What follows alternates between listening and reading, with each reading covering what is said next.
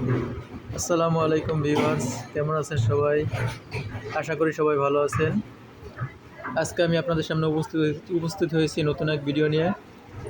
সেটা হচ্ছে আজকে আমার খামারের ছোট বড় সকল ছাগলগুলোকে আমি কৃমিনাশক করাবো। কৃমিমুক্ত করানোর জন্য আমি যে ওষুধগুলো ব্যবহার করি সেগুলো নিয়ে আজকে আমি আপনাদের সাথে শেয়ার করব। আশা করি আপনারা ভিডিওটি ভালোভাবে দেখলে আপনারা উপকৃত হতে পারবেন। বাচ্চাগুলোর জন্য আমি নিয়েছি অ্যাট্রাক্স, এটা মানুষের কৃমিনাশক ঔষধ।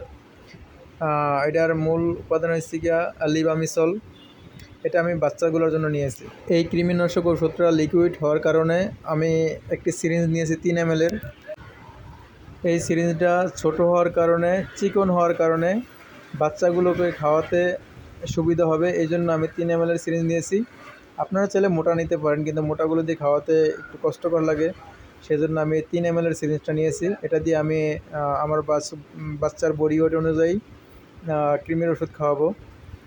আমি একটা অনুমান করছি আমার বাচ্চাটা মোটামুটি 10 কেজি লাইভ ওয়েট হবে। সেই ক্ষেত্রে আমি এটাকে প্রতি কেজি বডি ওয়েটের জন্য 1 ml করে খাওয়াবো। সেক্ষেত্রে এটাকে 10 ml আমি খাওয়াবো। ভিউয়ার্স, আপনাদেরকে আমি বিস্তারিত ভিডিওতে আরও বলবো কতটুকু সাইজের জন্য, কত কেজি ওয়েটের জন্য আপনার কতটুকু করে কৃমির ওষুধ খাওয়াবেন, সেগুলো নিয়ে আপনাদের সাথে আমি আলাপ করব। আপনারা দেখতে থাকবেন, আশা করি আপনাদের উপকার হবে। ভিউয়ার্স, আমার বাচ্চাটাকে আমি খাওয়াতেছি, যেহেতু 3 ml এর সিরিঞ্জ, তাই আমি 3 বারে 9 ml, আবার 1 ml নিয়ে 10 ml আমি খাওয়াই দেবো।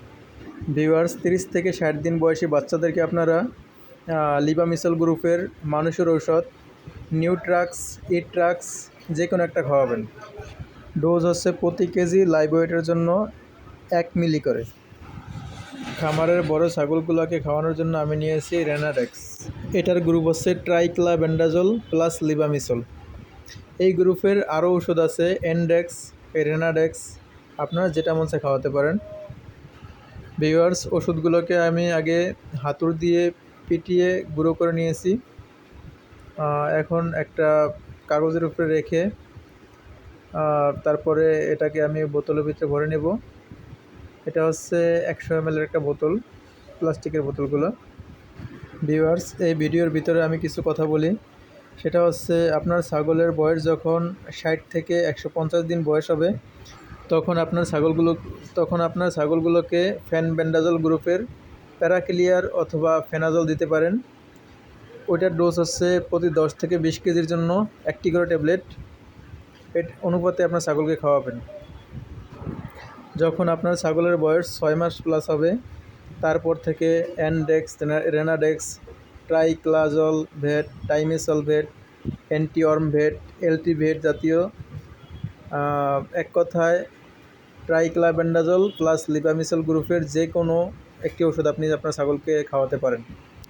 41 থেকে 75 কেজি লাইভ ওয়েটের জন্য 1টি ট্যাবলেট এবং 76 থেকে 150 কেজি লাইভ ওয়েটের জন্য 2টি ট্যাবলেট খাওয়াতে হবে।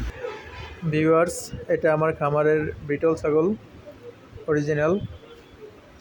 এই ছাগিটার কিছুদিন আগে বাচ্চা হয়েছে, আপনারা আমার ইউটিউব চ্যানেলে দেখতে পারবেন, ভিডিও দেওয়া আছে।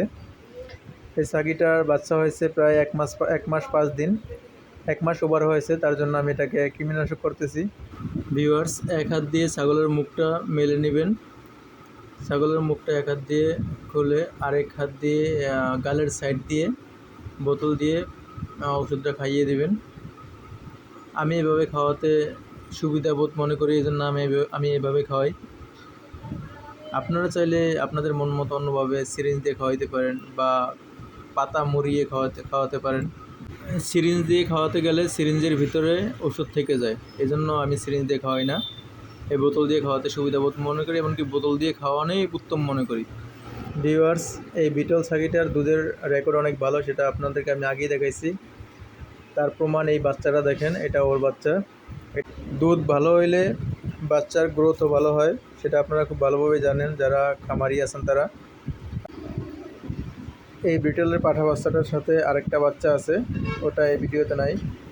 ভিউয়ার্স, আপনারা সামনে যেই ছাগিটা দেখতে পাচ্ছেন, এটা আমার খামারের সবথেকে পুরনো ছাগি। এটা একটা ক্রস ছাগি। এটার বাচ্চার কোয়ালিটি খুব সুন্দর হয়, এটার বাচ্চার মানও খুব ভালো আসে। যতবার বাচ্চা পেয়েছি প্রতিবারই বাচ্চা খুব ভালো হয়েছে।